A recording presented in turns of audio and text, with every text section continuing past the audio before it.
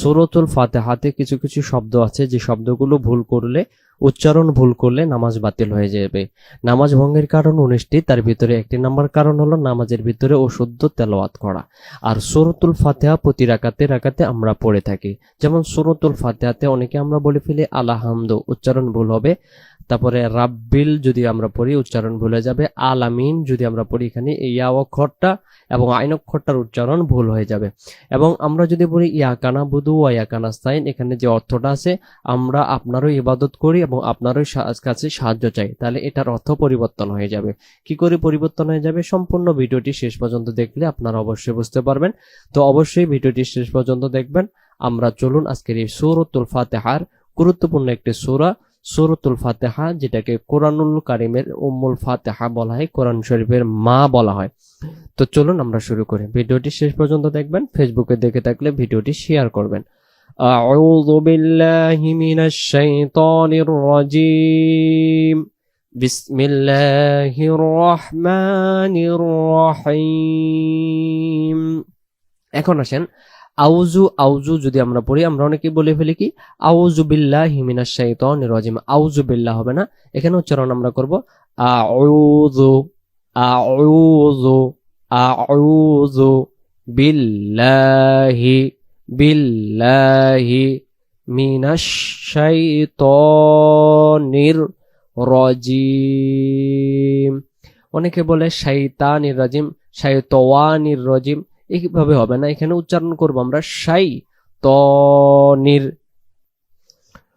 যদি এই জায়গায় আমরা শাইতানির পড়ি তাহলে এখানে কি উচ্চারণটা ভুল হয়ে যাচ্ছে, তাহলে এখানে আমরা সহি শুদ্ধ করে বলবো শাইতানির রাজীম। রাজিম আমরা পড়বো না, উচ্চারণ করব কি রাজীম। রাজিম শব্দের অর্থ হলো বিতাড়িত, শাইতান শব্দের অর্থ হলো যেটাকে আমরা শয়তান নামে চিনি, আর মিন মানে হতে। এখানে শব্দটি টোটালি হলো মিন শব্দের অর্থ হলো কি হতে। বিল্লাহি কার কাছে? আল্লাহর কাছে। আউযু, আর যখন আমরা আউযু পড়বো তখন উচ্চারণ হবে এই আইন অক্ষরটা বাদ চলে যাবে। আইন অক্ষরটা বাদ চলে যায়, তাহলে এখানে হামজা ওয়াও জবর আও জাল পেশ জু আউযু, তাহলে আইন অক্ষরটা গেল কই? বাদ চলে গেছে। তাহলে আমরা কোরআন শরীফ ঠিক মতো আছে কিন্তু আমরা উচ্চারণ ঠিক মতো করতে পারি না। আমরা অনেকে বলি যে আগের পড়া পরের পড়া, কোরআন শরীফ আগেও যেটা এখন এটা আছে কিয়ামত পর্যন্ত তাই থাকবে। তাহলে আমরা এখানে বলবো আউযু বিল্লাহি মিনাশ শাইতানির রাজীম। তারপরে বিসমিল্লাহির রহমানির রহিম। এবার আসেন বিসমিল্লাহ।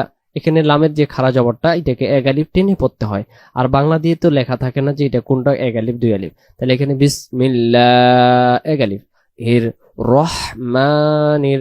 অনেকে যদি আমরা রাহমানির বই বা রাহমানির বলি, এই হাক্কটার পরিপূর্ণ আদায় হয় না। এই হাক্কটাকে আদায় করতে গেলে গলা শোষ করে পড়তে হয়, এটার মাখরাজ লম্বা হা হলকের মধ্য থেকে শোষ করে আদায় হবে রহমা।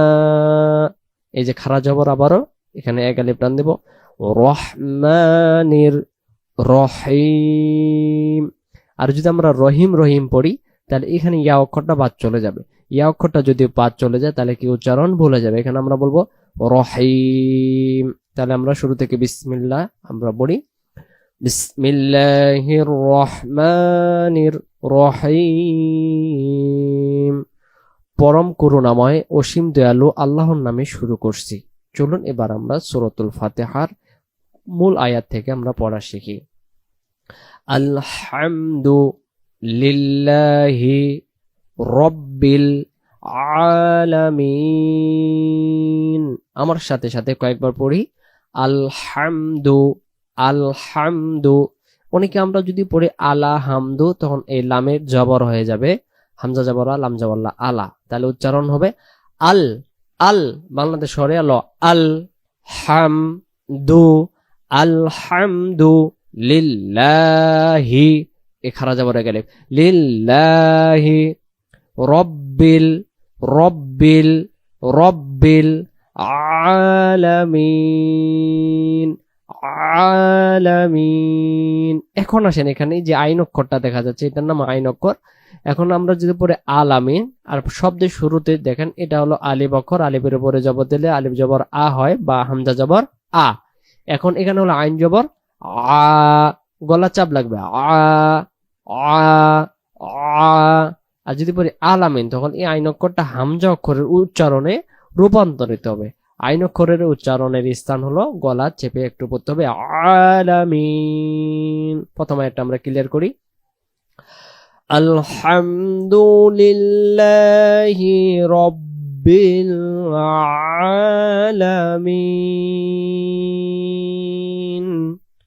আলহামদুলিল্লাহি রাব্বিল আলামিন। কি আমরা রাব্বিল পড়ি? রাব্বিল পড়বো না, আমরা উচ্চারণ করবো রব্বিল রব্বিল রব্বিল।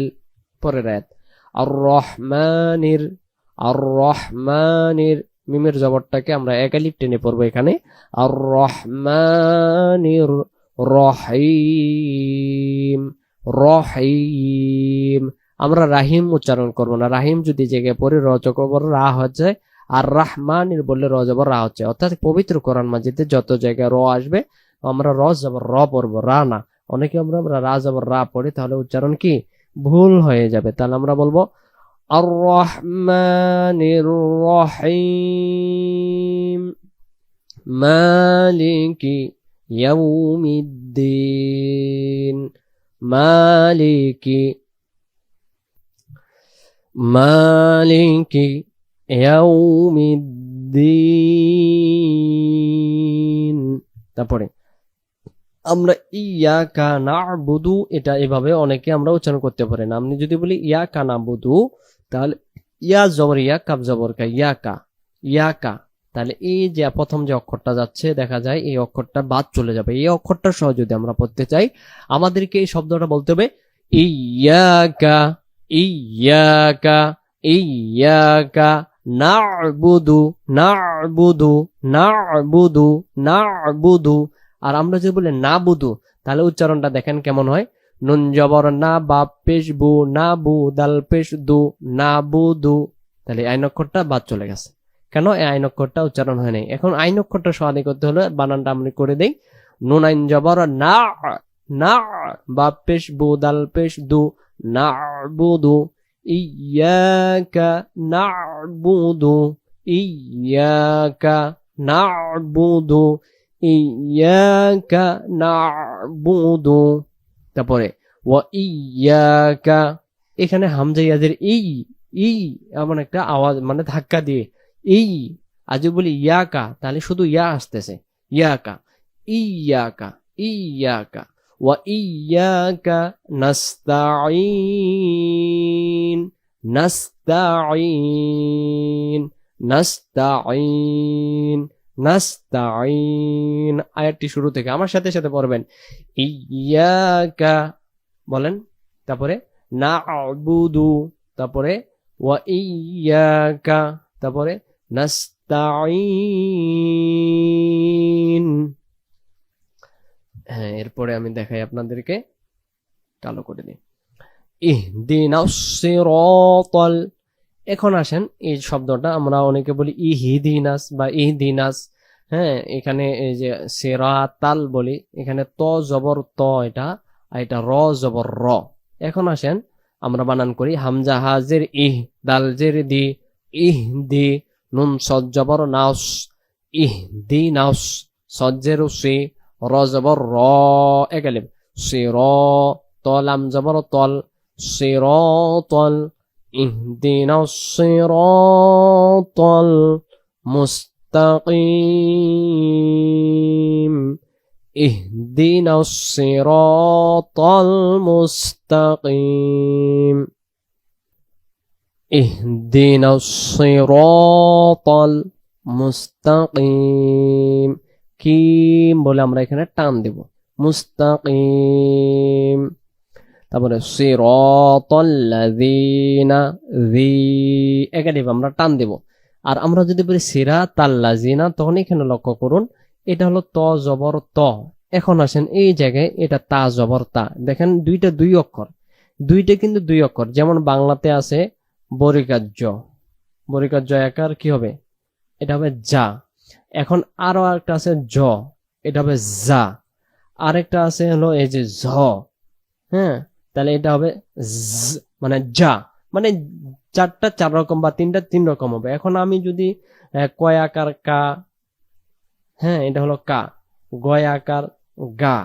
এখন আমি যদি সবগুলোকে যদি বলি কয় আকার কা, ক্ষয় আকার কা, গয় আকার কা, হ্যাঁ ঘয় আকার কা, সব যদি কা কা করি, অক্ষর আলাদা উচ্চারণ আলাদা।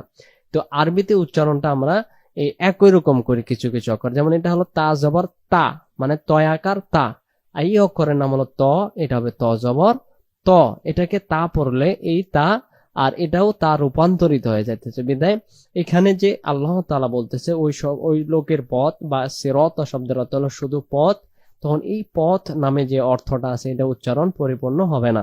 তো অতএব আমরা এখানে উচ্চারণ করব সিরাতাল্লাযীনা আন'আমতা আলাইহিম, সিরাতাল্লাযীনা আন'আমতা আলাইহিম, আলাইহিম আলাইহিম আ, যেমন এখানে আইন অক্ষর আ এমন হবে। তা আমরা দ্বিতীয় তার আগের আয়াতটা পড়ি, ইহদিনাস সিরাতাল মুস্তাকিম, সিরাতাল্লাযীনা আন'আমতা আলাইহিম। তারপরে গায়রিল মাগদুবি, গায়রিল আমরা পড়ি গায়রিল, কেউ বাবার পরে গায়রুল, গায়রুল পড়লে এখানে গয় অক্ষরটা গা হয়ে যাবে এবং র করে পেশ হয়ে যাবে। এখানে উচ্চারণ হবে গয় নিয়া জবর গয়, র লাম জের রিল, উচ্চারণ গায়রিল। আবার গায়রিল আরেকবার, গায়রিল আরেকবার, গায়রিল মাগদুবি, বাজের বি, মাগদুবে কেউ পড়ি মাগদুবি। এই দতের পেশটাকে এগালিপ আমরা টান দিতে হবে পেশের বামে অসাকিন থাকার কারণে। গায়রিল মাগদুবি আলাইহিম, তারপরে ওয়ালাদ-দাল্লিন। সূরাতুল ফাতিহা শেষে আমরা অনেকে পড়ি গায়রিল মাগদুবি আলাইহিম ওয়ালাদ-দাল্লিন, ওয়ালাদ-দাল্লিন যদি পড়ি এখানে দদ অক্ষরটার পরে একটা ওয়াও যুক্ত হচ্ছে, কেমন করে, দদ জবর দ, ওয়াও জবর ওয়া, দোয়া।